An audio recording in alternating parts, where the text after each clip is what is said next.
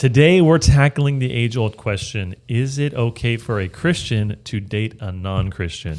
Man, I hear this question so much especially from high school, college, but young adults as well. In fact, in young adulthood, it can be even tougher. As you get a little bit older, you're away from that time of like, oh, I have so much time to get married, to start thinking, maybe I should date someone who's non-Christian. A perfect person comes along, checks every box for you, but they're just not a Christian. How should we approach that? So, Mikey, you're going to give us wisdom on this, Lord willing. Can we start with a clear yes or no on this question? Yes. So I think with this question, the Bible does give us clarity, clear yes or no. Just to start, the answer is that Christians should not date non-Christians. Okay. So a controversial claim. Somewhat controversial. Yep. I will try to support that. But I think the reason this question is asked so much is because there is kind of stakes that people want to get married and feel like maybe their options are limited, or just because they're already attached to someone that's not a Christian. And I mean, there's a lot of emotional investment that comes with that. And it's hard to hear that you shouldn't date that person. Yeah, absolutely. Yeah, I think this question is pretty clear, but it's one thing to understand it, and it's another thing to obey it. So. Good, yeah. So give us some clear reasoning, biblically speaking, on why a Christian should not date a non-Christian. Yeah, so basically I think the best way to answer this question is just to specifically address, there's three main reasons that people give why dating a non-Christian could be okay, or three different scenarios in which it's okay. And so we'll just take a look at each of the three scenarios, and we'll show how Scripture teaches that actually it's not okay still, unfortunately, for you. Good. So what's the first scenario?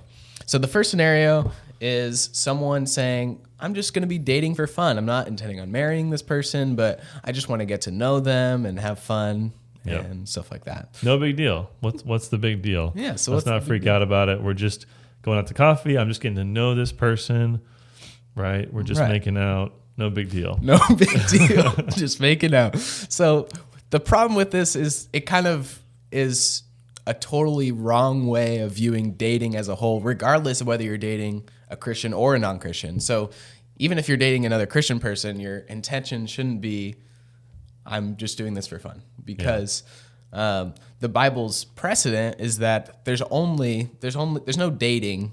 It's explicitly stated in the Bible. There's only people that are not married, so single people. Ooh, okay. And people that are married, so married people. Yeah. And so there's not this in-between place where they're supposed to exist, this ongoing romantic relationship outside of marriage where people are making out, as you said, or becoming closer romantically in that way without any intention of being married. What about Ruth and Boaz? Isn't that a book on dating? Can we? Unfortunately, that one is not a book on dating because they get married. They do, actually, pretty quickly. Right? Yeah, fairly quickly. Yeah, okay. Yeah. Touche. So and there is something to say about, so like Jacob loved Rachel, and so he worked 7 years for her, but they weren't having sex for the 7 years before they got married. Yeah, or kind of a aimless romantic, even without like sexual impurity, just kind of like, we're just kind of drifting along. You hear that a lot in pop culture, like, I don't want anything serious. Right. Well, that's kind of a problem, biblically speaking. Yeah, Jacob was very serious. He worked for 7 years to marry her. And so there's clear intention that the goal, what we're moving towards, is marriage. And so if that's not part of your intention, then you're dating for the wrong reason, whether that's a Christian or a non-Christian. Yeah. So it's good. Dating a non-Christian is still not. Yeah, and you're not saying at all that you can't, kind of feel something out, get to know someone, have coffee, and it's not like uber serious. But the intention behind that should always be to kind of figure out, is this person the person I would want to be with, right? Right. So you might start off very casual, very light to figure out, do you want to start getting more serious? Yeah. You don't have to jump in and be like, okay, we have a timeline. 3 months from now, we'll be married. On the second date. It's like, well, that's really foolish as well, I think. But absolutely. But to say, what you're saying is there's always an intention there. It's always moving in one direction. It can't not move toward that direction. Right.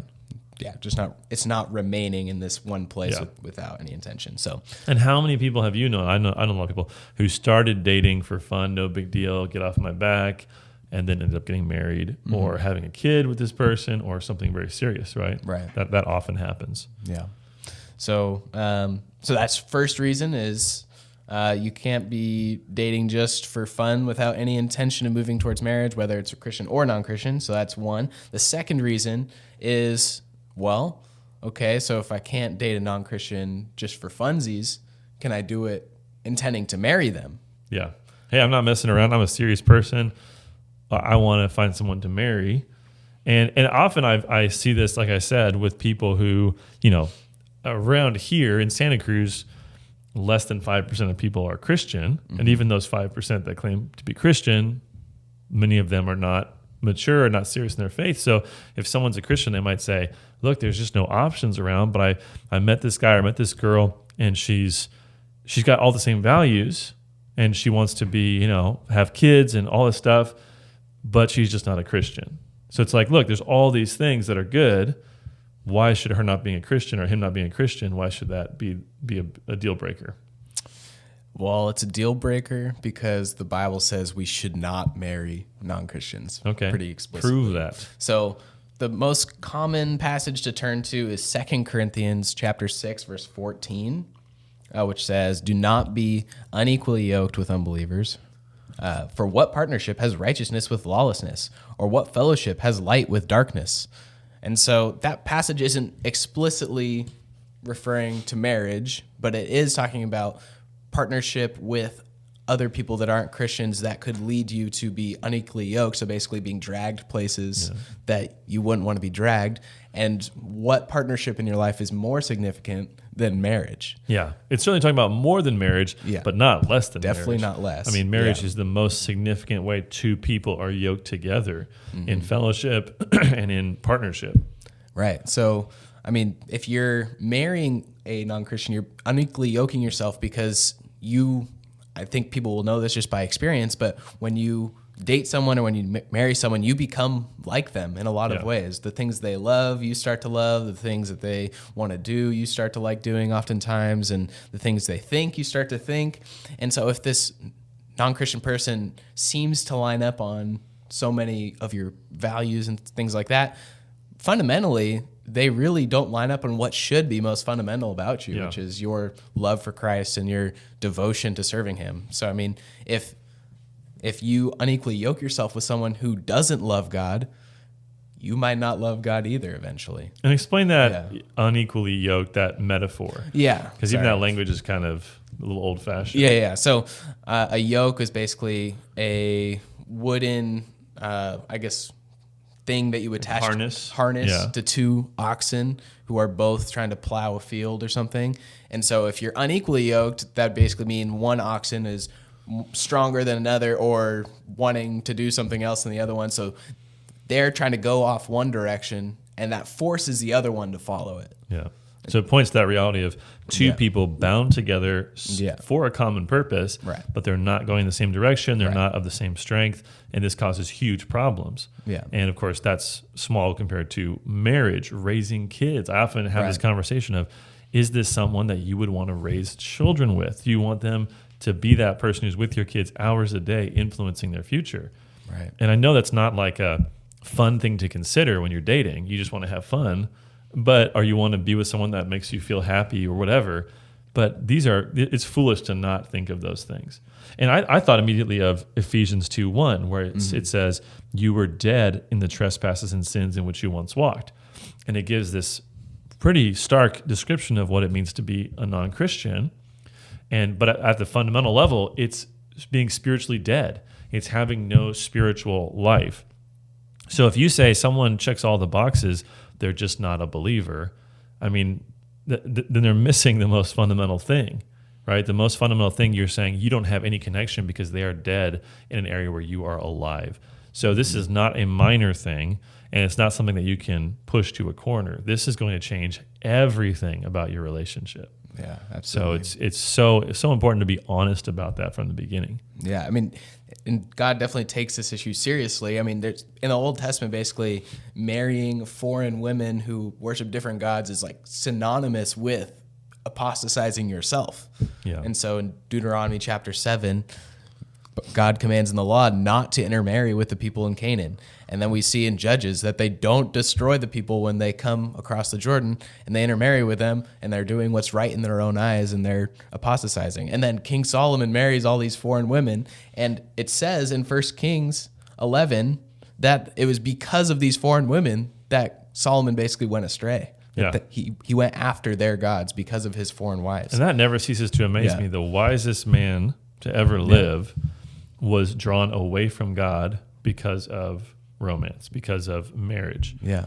If that doesn't shock you and humble you in terms of how you're going to approach dating, I don't know what else will, because you're not as smart as Solomon. You don't have the wisdom Solomon did. Right. You're never going to write books of scripture. And yet he fell away, at least for a season, and caused great damage to many people because of these relationships.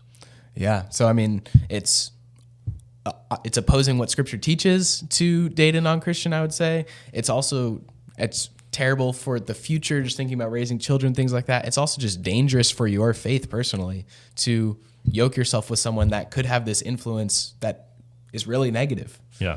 And so, basically, I think the Scripture is pretty clear that you shouldn't date a non-Christian, but it's, as I said at the beginning, it's one thing to understand it and another thing to obey it. So even in your circumstance, you're attached to someone or you're not sure about the possibility of you being married in the future, even those things don't give you license to disobey what God says in Scripture. Yeah, that's good. So what's the third scenario, a reason people give for dating non-Christians? Third scenario is probably the most common reason most Christians will give, and that is because they're dating, not for fun, kind of for marriage, but they're dating for evangelism, because they're dating this person hoping that they will eventually become a Christian and then they'll marry them. The old flirt and convert. Classic. And we saw it a lot in youth ministry. I'll be honest, sometimes people got converted. It did happen. But so why, if pragmatically saying it has happened, I've had friends whose parents that tell their stories and it's like one was not a Christian, one became a Christian. So why, if it works, why not do it? Yeah. So, I think it is important to say that God is totally capable of using a relationship like this to bring someone to the kingdom. However, it is ignoring what we already said about why you shouldn't date a non-Christian in the first place. And I would also say it's not the most conducive environment for evangelism anyways.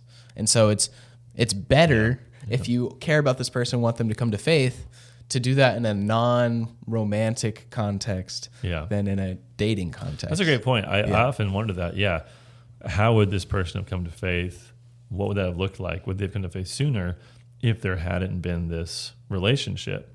Right. Because I often have spoken to people about this, and the attitude I get in response, like if I'm talking to a young man who's dating a non-Christian young woman, for example, and I say, this is not right, you should not be dating this person, you guys are fundamentally different.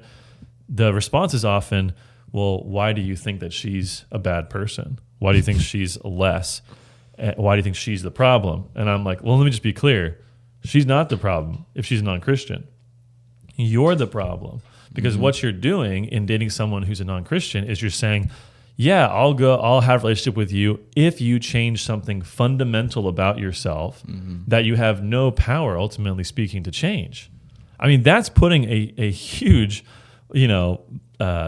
stipulation on the relationship. And it's not fair. You don't date someone, it'd be like dating someone and saying, I'm going to date you and I'll keep dating you as long as you just get plastic surgery and just fix this. Yeah. If you could just the nose and just kind of all of it, make it better.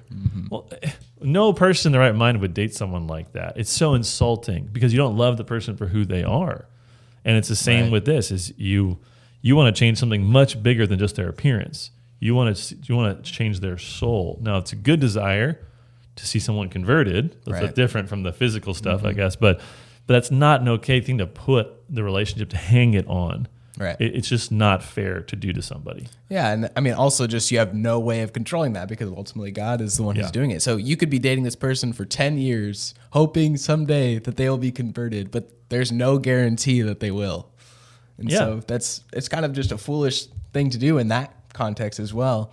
Yeah, and so I mean, another aspect of it is just, oh gosh, I'm lost. Well, I was going to say, yeah.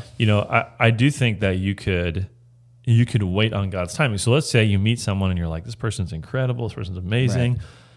I want to date them, but they're just not a Christian. Well, maybe that's God calling you to wait, to treat them simply as a friend and not, step into that realm, and to pray for their salvation and to witness to them and to see if they come to faith. Yeah. Right. Obviously nothing wrong with being friends with non-believers. In fact, we're course. commanded to be. So maybe you wait and you see if God really is working in their heart, then that would show you the way forward. Right. And if they don't, if they're living for the world, then I would hope as a Christian, you're going to slowly say, this is not attractive to me because I don't want to live like that. Yeah.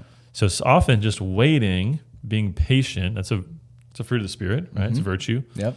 It can solve so many problems in that regard. Yeah. I mean, another idea too is connecting this person of the opposite sex with a friend of yours of the opposite sex that can be someone who intentionally works in their life Of the same sex as them. Yeah. Same sex as them that can influence them, hopefully, and I mean, as a friend, basically, and hope that they will come to faith, and that would kind of remove any romantic tension or possibility with that relationship, And I mean, one thing I wanted to say is that pressure you were talking about to change someone fundamentally, it also might produce a danger of someone having a sort of false conversion by, for the sake of being with you, I'll say I'm a Christian without actually having that heart change that is necessary. Yeah, and we've seen that. Yeah.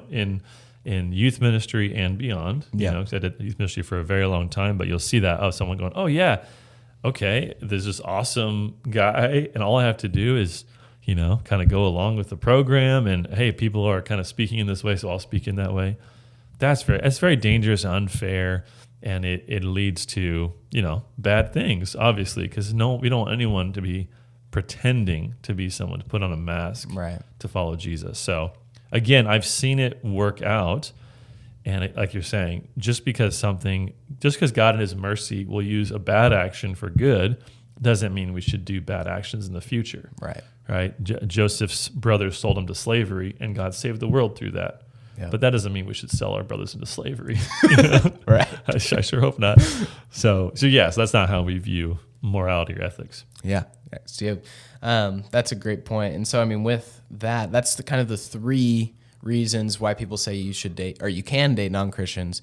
And hopefully we've shown that that's not the case. But I kind of want to look at, just positively speaking, why dating a Christian as a Christian is so much better than dating a non-Christian. And so, I mean, we've talked a little bit about this, is the fact that your convictions, your life goals, the things you love most will line up with someone who's a Christian far better than anyone who's not a Christian, because what's most fundamental about your life should be your devotion to Christ and your love for him and your love for his people. And so if that is something that you have a conviction about, that's something you should be looking for in a future spouse, hopefully. And that's something you guys can encourage each other with that would not be possible with a non-Christian. Yeah, absolutely.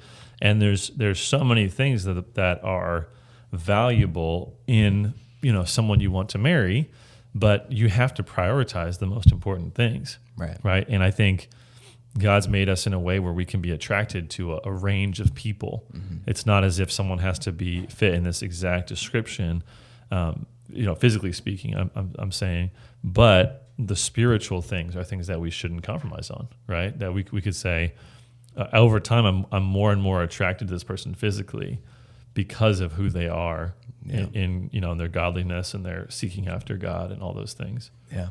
So, I think that's a huge thing to consider as well. Yeah. So, I mean, negatively speaking, all those reasons were bad reasons. Positively speaking, dating a Christian is much better. So last encouragement I leave you with is trust God, trust his word, and don't date the non-Christian who you're thinking about dating or you are dating. And so my encouragement is just Matthew 6:33, seek first the kingdom of God and his righteousness, and the rest of these things will be added to you. Yep. And so that could be a godly spouse in the future. That could mean a blessed life of singleness, as we've talked about in previous videos. And so just my encouragement is that you would value God and trust Him, and you would be content and joyful with whatever God's given you. But yeah, that's going to be the case regardless of whether you have a marriage with a Christian spouse or not. And dating a non-Christian is not going to solve all your problems. So might make more of them, actually. Thanks so much for watching. If you appreciated this video, make sure you like, comment, and most of all, subscribe to this channel to get more great biblical content every single week. Also, check out our catalog of videos on all different topics that'll help you in your study of God's Word. And if you want to support this ministry, help get the word out, you can support us financially with a link down in the description below. Thank you.